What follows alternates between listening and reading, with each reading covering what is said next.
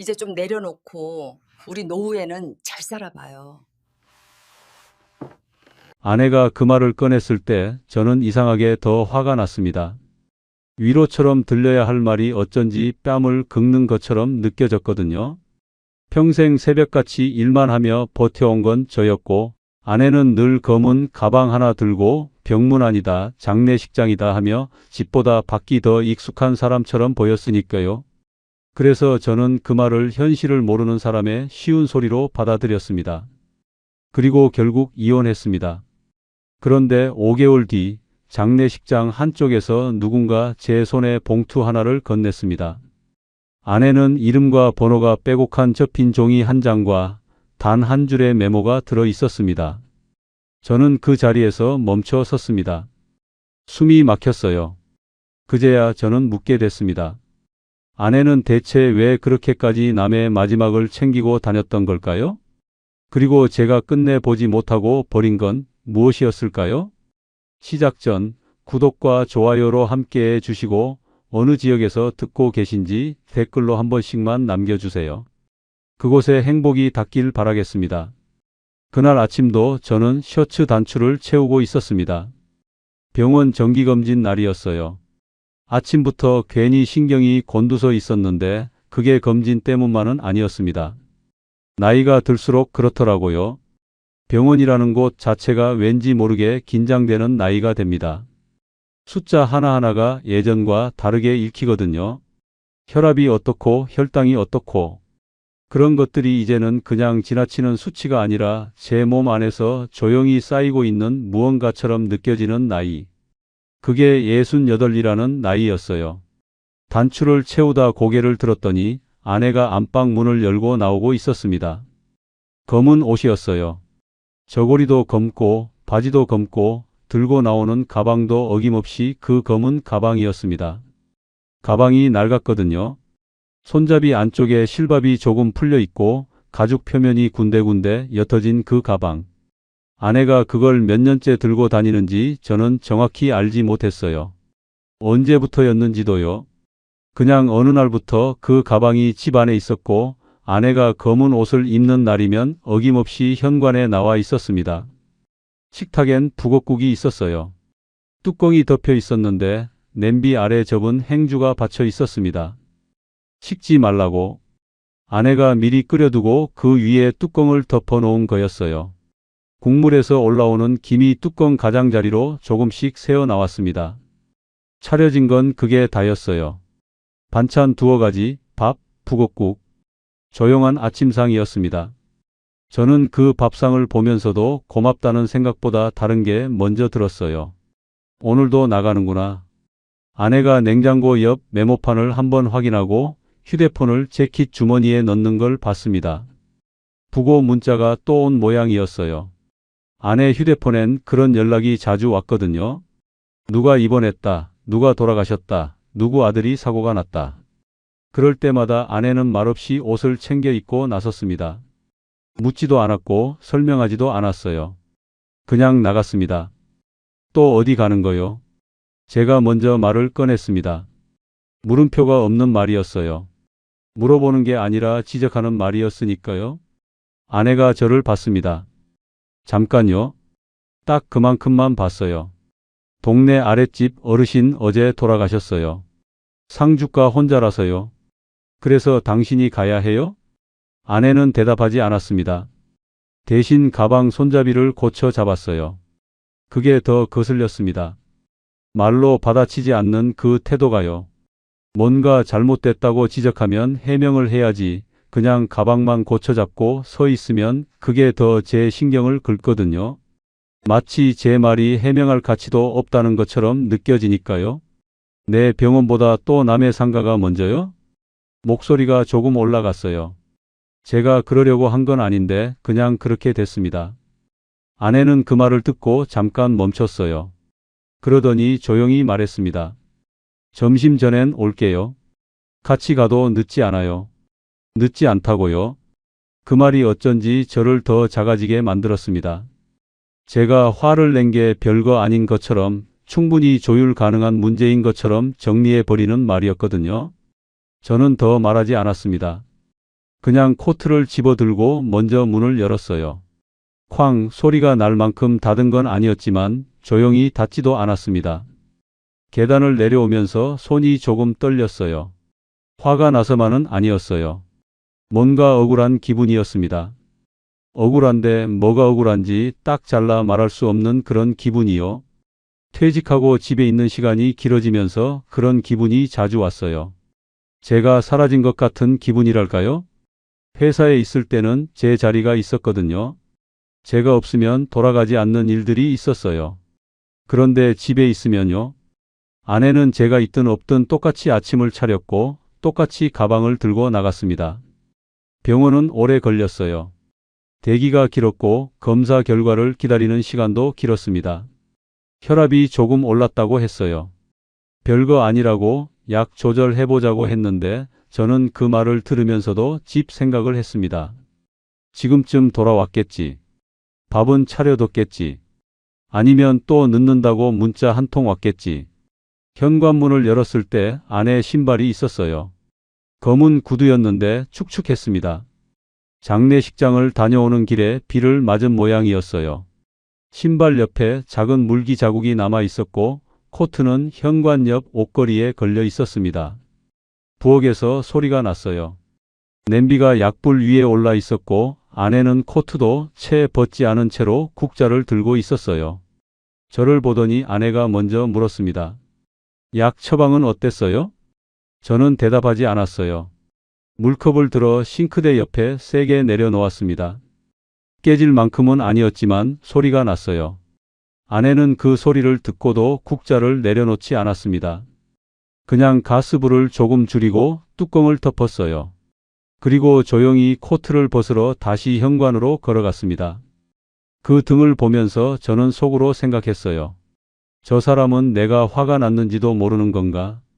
아니면 알면서 모르는 척하는 건가? 저녁을 먹고 나서였어요. 아내가 설거지를 하는 동안 저는 냉장고 옆 메모판을 봤습니다. 거기에 부고 문자를 옮겨 적은 메모가 하나 붙어 있었어요. 날짜, 이름, 장례식장 이름. 안에 필체로 또박또박 적혀 있었습니다. 저는 그걸 떼어냈어요. 그리고 손 안에서 천천히 구겼습니다. 구기면서 생각했어요. 저 사람은 끝까지 남의 일만 챙길 사람이다. 그 생각이 그날 밤 내내 머릿속에 걸려 있었습니다. 제가 혈압약을 처음 받아온 날이었는데 아내는 그 약이 뭔지도 묻지 않았어요. 약 봉투를 식탁 위에 올려뒀더니 나중에 슬쩍 들여다보긴 했던 것 같았지만 아무 말도 없었습니다. 그냥 저녁을 차렸고 그냥 설거지를 했고 그냥 자기 방으로 들어갔어요. 조용한 사람이었어요, 아내가. 그 조용함이 예전엔 편했습니다. 직장에 다닐 때는요. 집에 오면 조용했으면 했거든요. 회사에서 하루 종일 말을 하고 눈치를 보고 보고를 하고 결제를 받다 보면 집에 와서까지 무언가를 말하고 싶지 않았어요. 아내가 조용히 밥을 차려주고 조용히 치워주고 조용히 들어가는 게 그땐 감사했습니다. 그런데 퇴직하고 나서는 달랐어요. 그 조용함이 저를 투명하게 만드는 것 같았습니다. 제가 거기 있는데 없는 것처럼 지나쳐 버리는 것 같은 느낌이요. 말을 걸어도 짧게 대답하고 무슨 생각을 하는지 표정만으로는 알 수가 없고 하루 종일 집에 있으면서도 아내와 제대로 눈을 맞추는 시간이 얼마나 됐는지 솔직히 기억이 나질 않았습니다. 그날 밤 저는 이불을 덮고 누웠지만 잠이 쉽게 오지 않았어요. 천장을 보면서 생각했습니다. 나는 저 사람한테 어떤 사람인가? 저 사람은 나한테 어떤 사람인가? 40년 가까이 같이 살았는데 그 세월이 다 어디 갔는지 모르겠다는 생각이 들었어요. 아내 방에서는 불빛이 새어 나오고 있었습니다. 자지 않고 뭔가를 하고 있는 거였어요. 전화를 하는 건지 뭔가를 적는 건지 저는 묻지 않았습니다. 물어볼 마음이 없었거든요. 그게 지금 생각하면 전부였던 것 같아요. 물어볼 마음이 없었다는 것. 아내가 뭘 하는지, 왜 그렇게 다니는지, 무슨 생각으로 그 검은 가방을 들고 나가는지 한 번이라도 물어봤더라면, 그날 밤 그 불빛 앞에서 한 번이라도 문을 두드렸더라면, 하지만 저는 그러지 않았습니다. 그리고 그 선택이 이후에 얼마나 많은 것을 바꿔버릴지 그때에 저는 전혀 알지 못했습니다. 다음 날도 아내는 검은 가방을 들고 나갔고 저는 또 혼자 아침을 먹었습니다. 그렇게 조금씩 저도 모르는 사이에 우리 사이의 거리가 넓어지고 있었어요. 어느 지점에서 되돌릴 수 있었는지 지금도 정확히는 모릅니다. 다만 그 거리가 결국 법원 서류 한 장으로 완성되기까지 제가 끝내 보지 못한 것들이 있었다는 건 이제야 알게 됐습니다. 그걸 제가 왜 그토록 오래 보지 못했던 걸까요? 퇴직하고 나서 처음 한 달은 그냥 쉬는 거라고 생각했습니다. 40년 가까이 새벽에 나가서 밤에 들어오는 생활을 했으니까요. 쉬어야 한다고 이제 좀 느긋하게 살아도 된다고 주변에서도 그랬어요. 그런데 막상 집에 있어 보니까 쉬는 게 쉬운 게 아니더라고요. 아침에 눈을 뜨면 뭘 해야 할지 모르겠고, 오전이 어떻게 지나갔는지도 모르겠고, 텔레비전을 켜면 채널만 돌리다 끄게 되고, 산책을 나가자니 갈 데가 딱히 없었습니다. 그러다 보니 자꾸 눈이 가는 게 생겼어요. 아내였습니다. 아내가 하루를 어떻게 보내는지 퇴직하기 전엔 사실 별로 신경 써본 적이 없었어요. 제가 집에 없으니까요. 아침에 나가면 밤에 들어오고 들어오면 밥 먹고 씻고 자는 게 전부였으니까. 아내가 낮에 뭘 하는지, 누구를 만나는지, 어디를 다녀오는지 그런 걸 물어본 기억이 별로 없었습니다. 그런데 집에 있으니까 보이는 거예요. 아내 휴대폰이 자주 울렸습니다. 짧은 통화였어요. 어머, 퇴원했어요? 다행이다. 보호자가 없다고요? 제가 한번 가볼게요. 부고 문자 받았어요. 내일 가려고요. 이런 식의 통화가 하루에도 두세 번씩 있었습니다. 끊고 나면 아내는 봉투를 챙겼어요. 흰 봉투일 때도 있었고 그냥 손에 들고 나갈 때도 있었습니다. 그리고 가방을 들고 나갔어요. 그 검은 가방. 처음엔 그냥 지켜봤습니다. 그런데 며칠이 지나고 또 며칠이 지나도 똑같은 패턴이 반복되니까 이상한 생각이 들기 시작했어요. 저 사람은 매일 누군가의 병원이고 누군가의 장례식장이고 누군가의 퇴원이고 그러면 우리 집은요? 나는요? 어느 날 아내가 나간 뒤 저는 냉장고 옆 메모판을 자세히 봤습니다. 거기에 이름들이 있었어요. 박 여사, 최 여사, 윤 씨 할머니, 이 씨 어르신. 이름 옆에 짧은 메모가 달려 있었습니다. 허리 안 좋음, 혼자 삶, 아들 지방, 당뇨 약 아침 저녁, 그런 것들이요. 제가 모르는 사람들이었어요. 이름도 처음 보는 이름들이고 어디 사는 누구인지도 몰랐습니다. 그런데 아내는 그 사람들 사정을 이렇게 적어두고 챙기고 있었던 거예요. 저는 그 메모판 앞에 한참 서 있었습니다. 그러다 괜히 기분이 묘해졌어요. 저 칸에 제 이름은 없었거든요. 제 약 먹는 시간도 없었고 제 병원 날짜도 없었습니다. 그냥 남들 이름과 남들 사정만 빼곡했어요. 그날 저녁이었습니다. 아내가 경로당 앞을 지나오다 동네 아주머니를 만난 모양이었어요. 저는 창문 너머로 봤는데 아내가 그 아주머니 손을 잡고 뭔가를 들어주고 있었습니다. 무거운 봉지 같은 거였어요. 아주머니는 연신 고맙다고 하는 것 같았고 아내는 웃으면서 같이 걷고 있었습니다. 저는 그 장면을 보면서 창문에서 눈을 뗐어요. 집 안에서는 저렇게 웃지 않는데? 그 생각이 들었습니다. 제가 집에 있을 때 아내가 저렇게 환하게 웃은 적이 언제였는지 기억이 나질 않았어요. 뭔가를 잘못 보고 있는 건지도 모르겠다 싶었는데 그게 또 마음에 걸렸습니다. 아내가 들어왔을 때 저는 소파에 앉아 있었어요. 또 어디 다녀왔어? 경로당 앞에서 박 여사님 만났어요. 장 보고 오시는 길이라고. 박 여사가 누구요? 아내가 잠깐 저를 봤습니다. 3년 전에 남편 먼저 보내신 분이에요. 아들이 부산에 있어서 혼자 사시거든요. 저는 그 대답을 들으면서 더 기분이 묘해졌어요. 3년 전이요? 저는 그 사람이 누군지도 몰랐는데 아내는 3년 전에 남편을 잃었다는 것까지 알고 있었습니다. 아들이 부산에 있다는 것도요? 우리 동네 사람 사정은 그렇게 훤히 다 아는 거요? 알게 되더라고요. 자주 보다 보면. 자주 보다 보면요. 저는 그 말을 듣고 아무 말도 하지 않았습니다. 대신 리모컨을 들었어요. 텔레비전 소리가 방 안을 채웠고 아내는 부엌으로 들어갔습니다. 며칠 뒤에는 장례식장 앞에서 마주쳤어요. 제가 우연히 지나가다 본 건데 아내가 장례식장 입구에서 누군가와 오래 이야기를 하고 있었습니다. 처음 보는 얼굴이었어요. 중년 여자였는데 아내 손을 꼭 잡고 뭔가를 말하고 있었습니다. 아내는 고개를 끄덕이면서 듣고 있었어요. 그 옆에 또 다른 아주머니가 있었는데 미숙 씨 오셨냐고 기다렸다고 하는 것 같았습니다. 저는 그냥 지나쳤어요.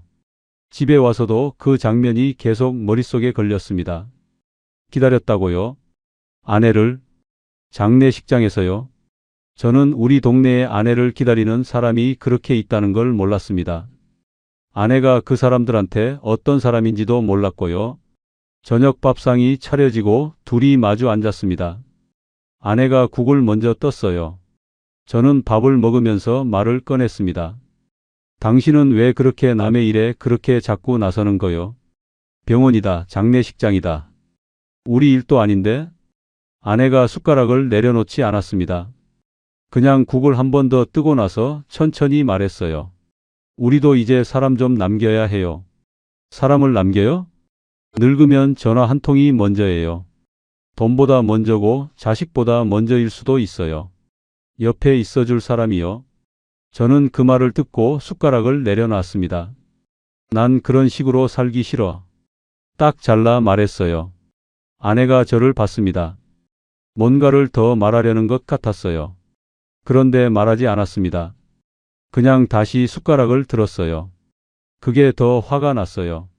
반박을 하든지 말을 이어가든지 해야지. 그냥 숟가락을 드는 그 태도가요. 제 말이 틀렸다는 건지 맞다는 건지 동의하는 건지 아닌 건지 아내는 그 어떤 표정도 짓지 않았습니다. 그냥 밥을 먹었어요. 저는 그날 밥을 반도 못 먹고 일어났습니다. 방으로 들어가서 불을 끄고 누웠는데 아까 아내가 한 말이 자꾸 귀에 맴돌았어요. 늙으면 전화 한 통이 먼저라고요. 저는 그 말의 의미를 그때는 제대로 몰랐습니다. 잔소리처럼 들렸거든요. 남의 일 챙기는 걸 합리화하는 말처럼요. 그런데 지금 생각해 보면요. 그 말은 저한테 하는 말이었어요. 저를 위한 말이었습니다. 그걸 제가 끝까지 반대로 들었던 거예요. 며칠 뒤였습니다. 회사 선배한테서 연락이 왔어요. 부고였습니다. 같이 30년 가까이 일했던 선배였어요. 갑자기였습니다. 몸이 안 좋다는 소리는 들었는데 이렇게 빨리 갈 줄은 몰랐어요. 저는 문자를 보고 한참 앉아 있었습니다. 아내한테 보여줬어요.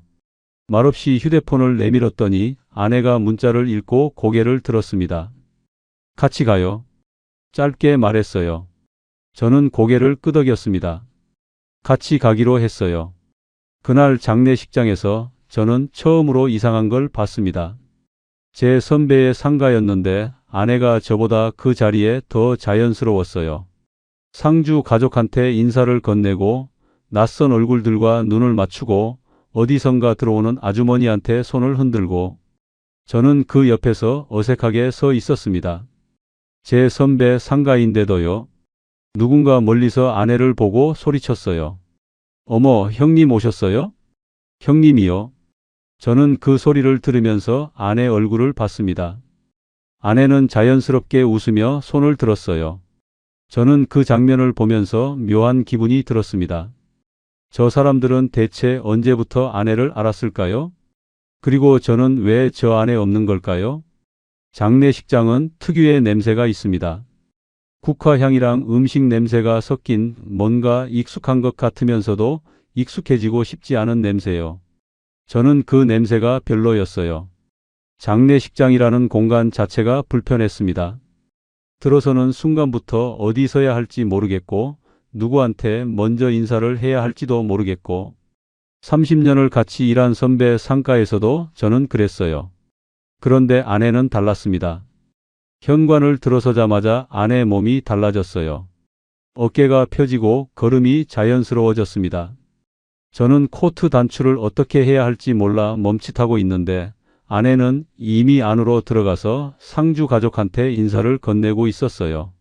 목례를 하고 손을 잡고 짧게 뭔가를 말하는데 상주가 고개를 숙이며 고마워하는 표정이 보였습니다.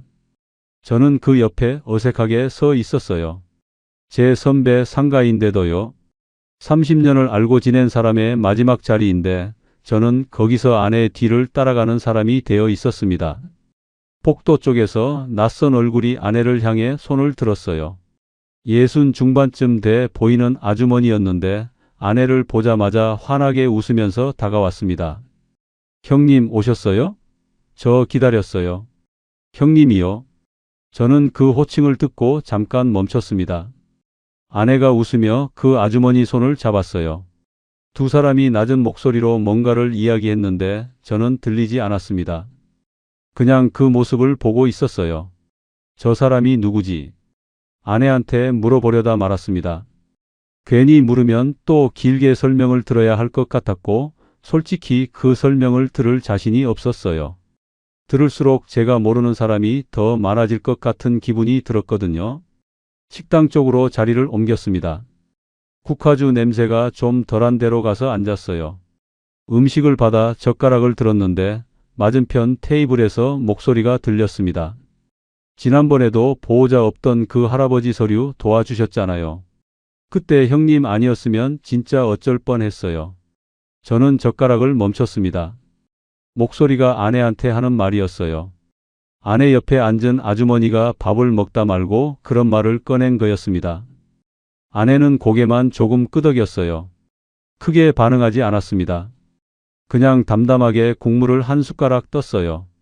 보호자 없던 할아버지 서류요. 저는 그게 무슨 말인지 정확히 알아들었습니다. 병원에서 보호자 없이 입원한 노인 서류를 아내가 도와줬다는 거였어요. 언제요? 어떻게요? 저는 그런 일이 있었다는 걸 전혀 몰랐습니다. 아내 얼굴을 봤어요. 표정이 없었습니다. 칭찬을 듣는 사람 얼굴이 아니었어요. 그냥 아는 이야기를 듣는 사람 얼굴이었습니다. 당연한 일을 했을 뿐이라는 표정이요. 저는 그 표정을 보면서 뭔가가 목 안쪽에서 걸리는 기분이 들었습니다. 밥을 더 먹기가 싫어졌어요. 젓가락을 내려놓고 물을 마셨습니다. 옆자리 사람들은 계속 이야기를 이어갔어요. 누가 언제 입원했고, 누구 아들이 연락이 안 된다고 하고, 누구는 퇴원하고도 집에 혼자 있다고. 그 이야기들이 전부 아내가 알고 있는 사람들 이야기였습니다. 저는 그 자리에서 이방인이었어요. 돌아오는 길이었습니다. 아내와 차에 탔는데 저는 시동을 걸면서도 아무 말을 안 했어요. 아내도 마찬가지였습니다. 창밖을 보고 있었어요. 가로등 불빛이 차 안으로 들어왔다 나갔다 했습니다. 한참을 그렇게 달렸어요. 그러다 제가 터뜨렸습니다. 집에선 내 일에 그렇게 무심하면서 밖에만 나가면 사람이 달라져. 목소리가 생각보다 크게 나왔습니다. 아내가 창밖에서 시선을 거두었어요. 저를 봤습니다. 저는 핸들을 잡은 채로 계속 말했어요. 내가 약 처방 바뀐 것도 한마디 안 묻고 검진 결과가 어떤지도 안 물어봐. 그러면서 남의 집 할아버지 서류는 챙기고 다니고. 그게 말이 돼요? 아내는 바로 대답하지 않았어요. 한참 조용했습니다. 저는 그 침묵이 불편해서 괜히 창문 버튼을 눌렀다 올렸습니다. 신호가 빨간불로 바뀌었어요. 차가 멈췄습니다. 그때 아내가 말했어요. 당신은 내가 왜 다녔는지 한 번도 안 물었어요. 짧았습니다. 딱 그 한마디였어요. 저는 그 말을 듣고 입을 열려다 닫았습니다. 뭔가를 말하려고 했는데 말이 안 나왔어요. 신호가 파란불로 바뀌었습니다. 저는 엑셀을 밟았어요. 그 한마디가 계속 귀에 걸렸습니다. 한 번도 안 물었다고요? 그 말이 사실이었거든요. 저는 아내가 왜 그렇게 다니는지 진짜로 한 번도 물어본 적이 없었어요. 왜 다니냐고 따진 적은 있었습니다. 왜 집보다 바뀌냐고, 왜 남의 일에 그렇게 나서냐고. 그건 여러 번 했어요. 그런데 이유를 물어본 건요? 정말로 궁금해서 알고 싶어서 물어본 건요? 없었어요. 한 번도요. 집에 와서 각자 방으로 들어갔습니다. 저는 불을 끄고 누웠는데 잠이 오질 않았어요. 천장을 보면서 아내 말을 계속 되씹었습니다. 한 번도 안 물었다고. 그 말이 비난처럼 들리지 않았습니다. 그게 더 이상했어요. 비난이었으면 차라리 반박을 할 텐데 그냥 사실이라고 말하는 것 같았거든요. 담담하게, 감정도 없이. 그 담담함이 저를 긁었습니다. 화를 내는 아내였으면 저도 화를 낼 수 있었어요. 소리를 지르는 아내였으면 저도 소리를 질렀겠죠. 그런데 아내는 늘 그 한마디만 하고 멈췄습니다. 더 설명하지 않았어요. 더 이해시키려 하지도 않았습니다. 그냥 사실만 말하고 물러서는 사람이었어요. 그게 왜인지 그때는 몰랐습니다. 설명해도 제가 듣지 않을 거라는 걸 아내는 이미 알고 있었던 거겠죠.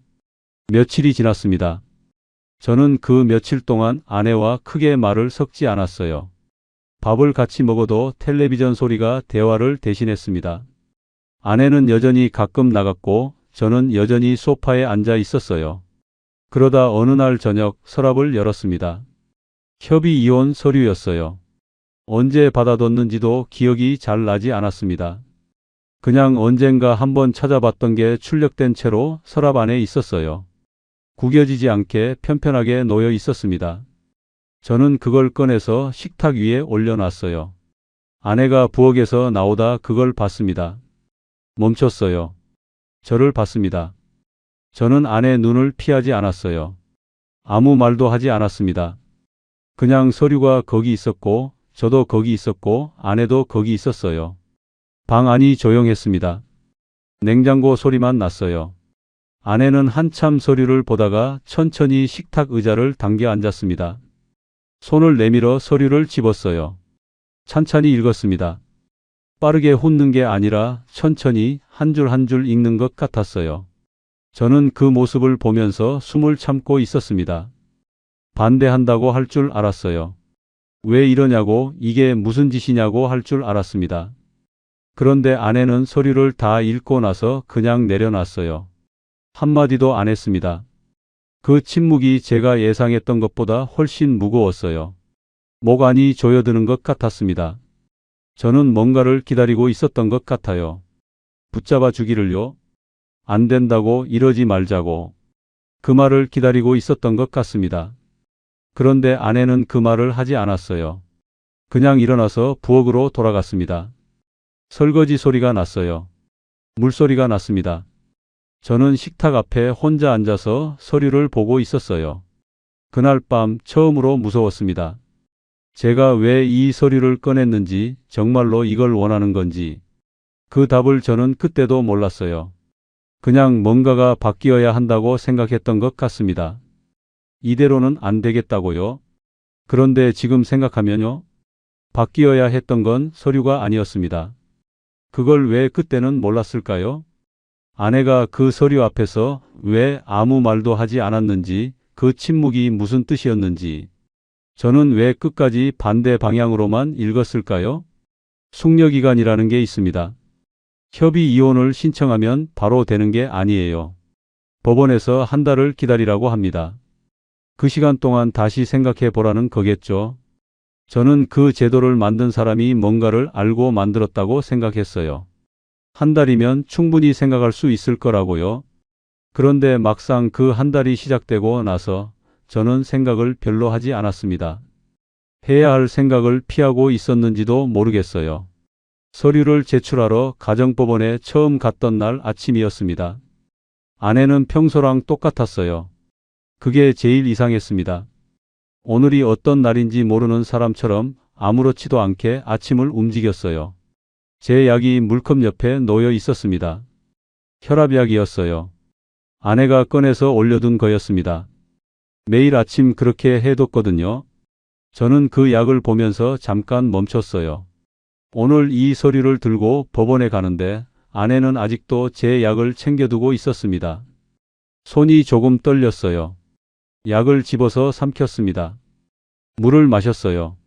아내는 안방에서 나왔는데 수건을 들고 있었습니다. 개키고 있었어요. 반듯하게 한 장 한 장. 저는 그 손을 봤습니다. 오래 봤어요. 아내는 저를 보지 않았습니다.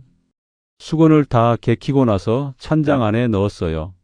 그리고 부엌으로 들어갔습니다. 저는 코트를 집어들고 서리봉투를 들었어요. 현관 앞에 서서 아내 쪽을 봤습니다. 말을 할까 하다가 하지 않았어요. 그냥 문을 열고 나왔습니다. 법원은 멀지 않았어요. 버스로 20분 거리였습니다. 저는 버스 안에서 창밖을 봤어요. 사람들이 출근을 하고 있었습니다. 학생들이 뛰어가고 있었어요.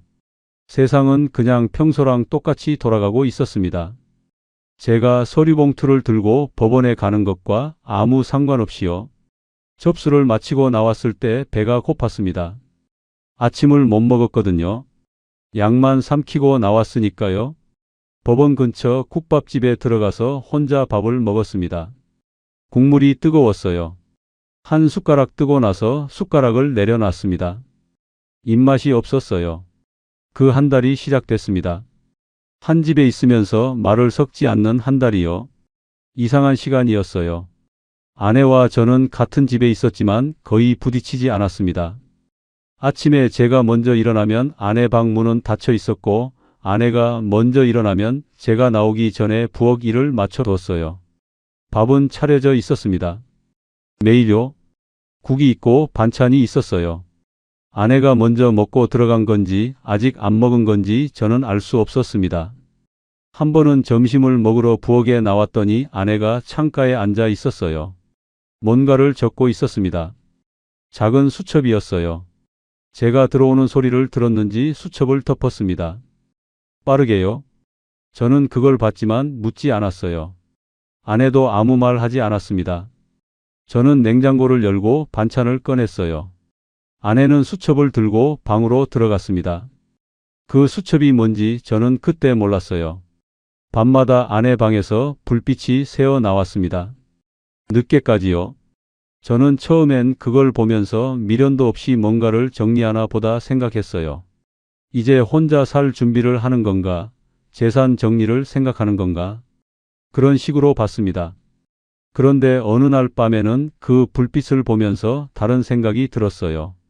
저 사람 잠을 못 자고 있는 거 아닌가? 그 생각이 드는 순간 일어나서 문을 두드리려다 멈췄습니다.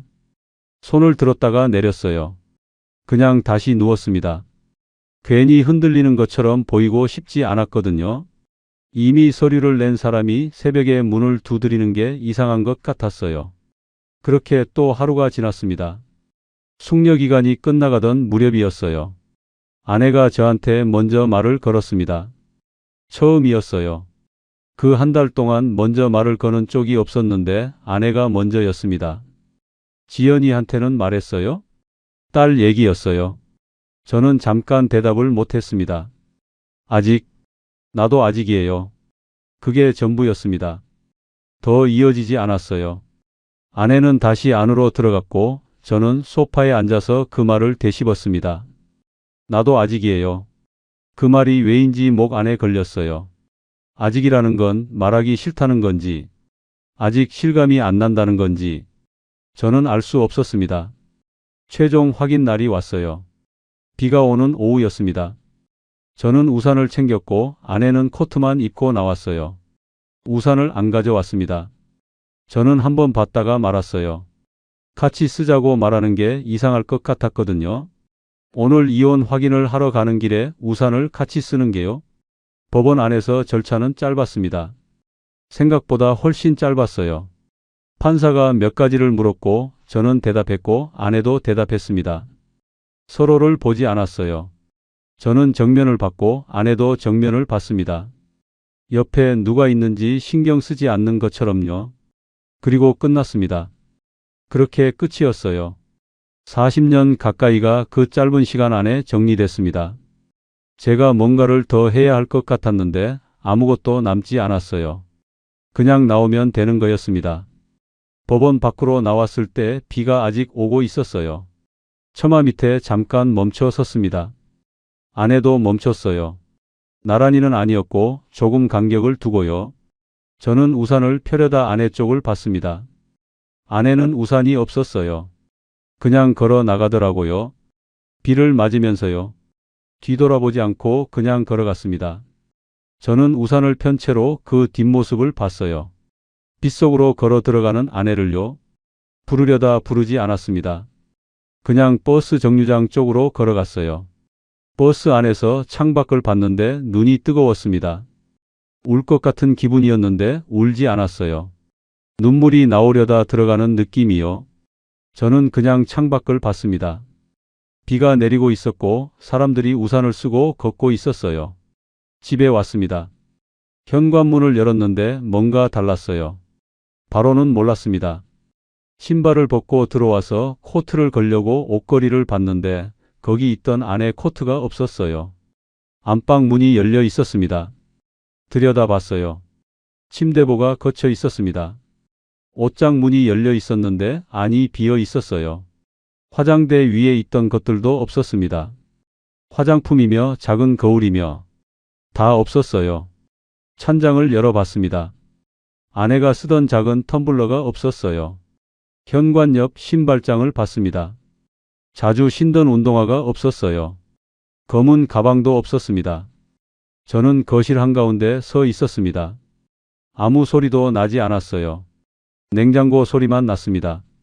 저는 소파에 앉았어요. 앉아서 방 안을 봤습니다. 안에 흔적이 있던 자리마다 빈 공간이 생겨 있었어요. 이상했습니다. 이혼을 원한 건 저였는데 막상 그 빈 자리를 보니까 숨이 답답해졌어요. 뭔가 잘못된 것 같은 기분이 들었는데 뭐가 잘못된 건지는 몰랐습니다. 그냥 너무 조용했어요. 집이 이렇게 조용한 곳인지 몰랐습니다. 며칠이 지났어요. 혼자 사는 게 처음에는 생각보다 괜찮았습니다. 불편한 게 없었어요. 밥은 사 먹으면 됐고 빨래도 할 수 있었습니다. 나이 68에 혼자 못 살 것도 없다고 생각했어요. 그런데 열흘쯤 지났을 때였습니다. 동네 내과에 갔어요. 혈압약을 다시 처방받으러요. 접수 창구에서 문진표를 받았습니다. 이름 쓰고 증상 쓰고 그러다 멈췄어요. 보호자 이름 칸이었습니다. 네모난 빈칸이었어요. 거기에 뭘 써야 하는지 모르겠었습니다. 예전엔 생각도 안 하고 썼거든요. 오미숙. 그냥 그렇게 썼습니다. 쓰면서 생각한 적도 없었어요. 그냥 당연한 자리였으니까요. 그런데 그 칸이 비어 있었습니다. 저는 펜을 쥔 채로 그 칸을 보고 있었어요. 뒤에 사람이 기다리고 있었는데도 손이 움직이지 않았습니다. 결국 그냥 비워서 냈어요. 접수 직원이 보호자 연락처가 없으시냐고 물었습니다. 저는 없다고 했어요. 그 한마디를 하는데 목이 조금 잠겼습니다. 직원은 그냥 고개를 끄덕이고 접수증을 줬어요. 저는 대기 의자에 앉았습니다. 번호표를 쥐고 앉아서 그 빈칸을 생각했어요. 40년 동안 그 칸에 있어준 사람이 이제 없었습니다. 그게 이혼이 뭔지를 처음으로 가르쳐준 순간이었어요. 서류도 아니었고 법원도 아니었습니다. 그 조그만 빈칸이었어요. 그 칸을 앞으로 얼마나 더 비워야 하는 걸까요? 혼자 산다는 게 처음엔 그냥 불편한 거라고 생각했습니다. 장을 어떻게 봐야 하는지, 반찬을 얼마나 사야 하는지, 빨래를 언제 돌려야 하는지. 그런 것들이 처음엔 좀 낯설었어요. 그런데 며칠 지나니까 그건 익숙해졌습니다. 사람이 적응을 하더라고요. 혼자 밥을 먹는 것도, 혼자 텔레비전을 보는 것도. 그냥 그게 일상이 됐어요. 문제는 그 다음이었습니다. 몸이 말을 듣지 않기 시작했어요. 이혼하고 한 달쯤 됐을 때였습니다. 아침에 일어났는데 목이 잠겨 있었어요. 열이 있는 것 같았고 온몸이 무거웠습니다. 감기였어요.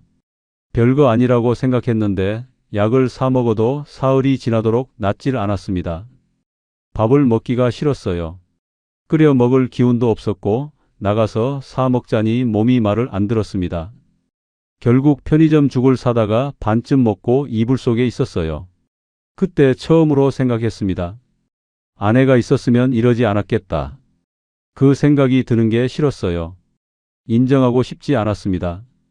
그냥 감기지, 감기 하나 못 이겨내냐고 스스로한테 핀잔을 줬어요. 그리고 이불을 뒤집어 썼습니다. 감기가 나을 만하니까 이번엔 허리였어요. 오래된 거였습니다. 예전부터 가끔 삐끗하곤 했는데 혼자 살면서 더 자주 왔어요. 아무래도 움직임이 줄어드니까 그랬던 것 같습니다. 아침에 일어나려다 그냥 주저앉은 날이 2번 있었어요. 그냥 잠깐 바닥에 앉아서 숨을 고르다 일어났는데 그때마다 손이 닿을 데가 없었습니다. 벽을 짚었어요. 차가웠어요. 야간 어지럼증은 그보다 더 무서웠어요. 자다가 일어났는데 방이 빙빙 도는 것 같았습니다. 처음엔 꿈인가 했어요. 눈을 떴는데도 멈추지 않았습니다. 저는 침대 옆 벽을 손으로 짚고 가만히 있었어요. 눈을 감으면 더 심했고 눈을 뜨면 조금 나았습니다.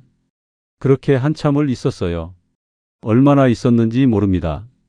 시계를 볼 여유가 없었어요. 그게 가라앉고 나서 불을 켰습니다. 방 안이 환해졌어요. 아무것도 없었습니다. 그냥 저 혼자였어요. 벽이랑 침대랑 저랑. 전화를 할까 생각했습니다.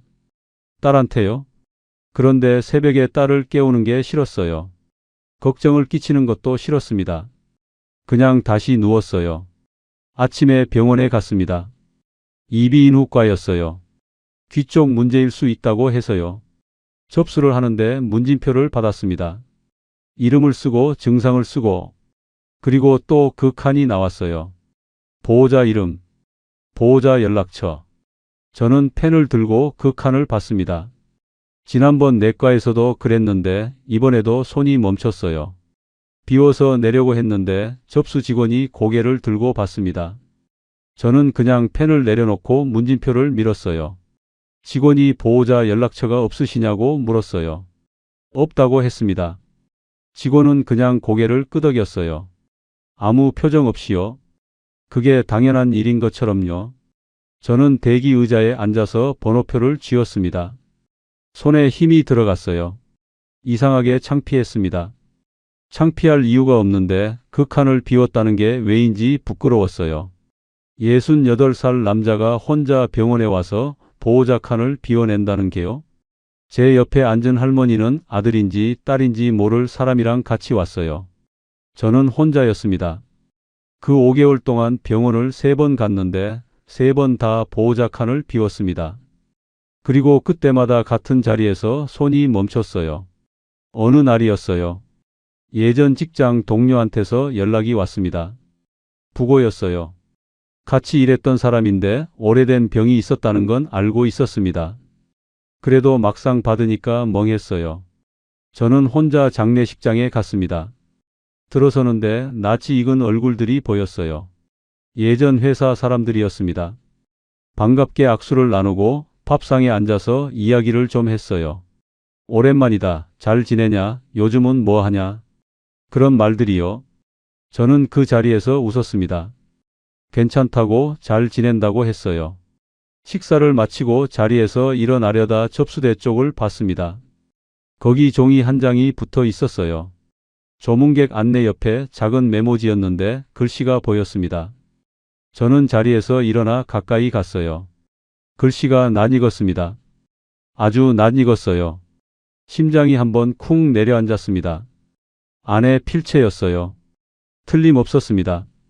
받침을 처리하는 방식이랑 이응 모양이랑 줄을 맞추지 않고 살짝 올라가는 그 필체요. 40년을 같이 살면서 본 글씨였습니다. 제가 그걸 모를 리가 없었어요. 내용을 읽었습니다. 허리 안 좋음, 약 먹는 시간 놓침, 혼자 두면 연락 늦어짐. 짧은 메모였어요. 이름이 적혀 있었습니다. 이 자리에 오신 분 이름이 아니었어요. 저는 그 이름을 보면서 숨을 들이켰습니다. 이게 뭔지 알 것 같았어요. 이 메모가 여기 왜 붙어 있는지요. 아내가 이 동네 사람들한테 맡겨둔 거였습니다. 이 사람이 혼자 있으면 연락해 달라고. 허리가 안 좋으니까 조심해 달라고. 약 먹는 시간을 놓치는 사람이니까 챙겨 달라고. 그걸 메모로 써서 붙여뒀던 거예요. 언제요? 제가 모르는 사이에요. 저는 그 자리에 한참 서 있었습니다. 주변에 사람들이 오가고 있었어요. 저는 그게 보이지 않았습니다. 그 메모지만 봤어요. 그때 상주가 저를 알아봤습니다. 저를 보더니 잠깐 표정이 달라졌어요. 뭔가를 기억하는 표정이었습니다. 저한테 다가오더니 낮은 목소리로 말했어요. 혹시 오 여사님 남편 되시죠?